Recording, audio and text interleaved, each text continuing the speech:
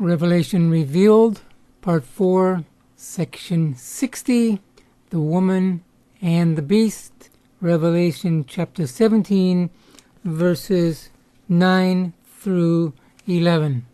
Now once again, I refer you to my written commentary. I go into more detail there on other ways to view these verses. In my audio commentary here, I'm just going to state how I presently lean. And I say presently lean because this is a confusing part of Revelation. Verse 9 says, "This calls for a mind with wisdom." It certainly does. I'm not claiming to have such wisdom. The 7 heads are 7 hills on which the woman sits. They are also 7 kings. Now the 7 heads, according to the NIV, seems to be hills and also kings. Some Greek scholars say because of the Greek text here, it's not really 2 separate things as in hills and kings, but as it's one thing as in hills upon which kings sit.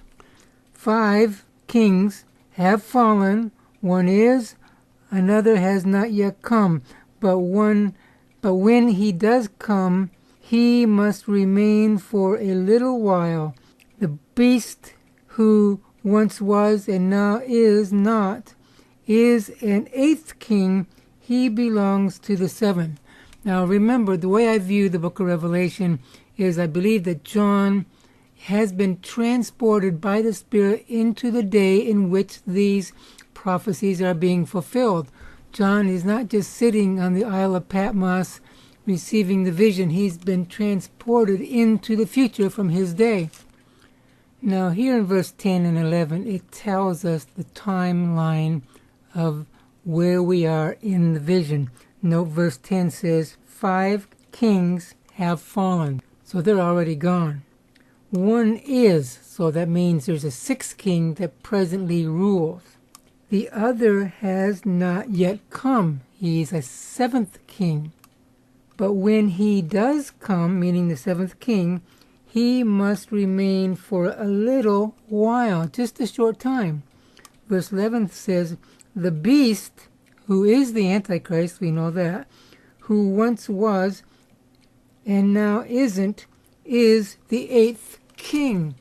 So what John sees here, he sees the beast who once was but now isn't. Now the beast in the first half of the tribulation is an ordinary man. Remember, he gets a fatal wound, he dies, and then he is resurrected, and in the resurrection Satan incarnates him and becomes a satanic power for the second 3.5-year period, the last half of the tribulation. So the 8th king is the Satan-inspired Antichrist. The 7th king is Antichrist without Satan. That's how I see this at the present. Verse 11 also says that the 8th king belongs to 7.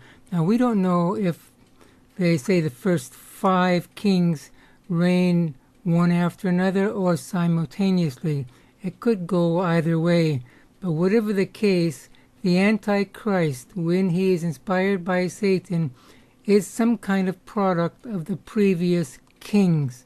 And the text then says he will go to his destruction, which means when the Lord Jesus Christ returns to earth, that's the end of the Antichrist.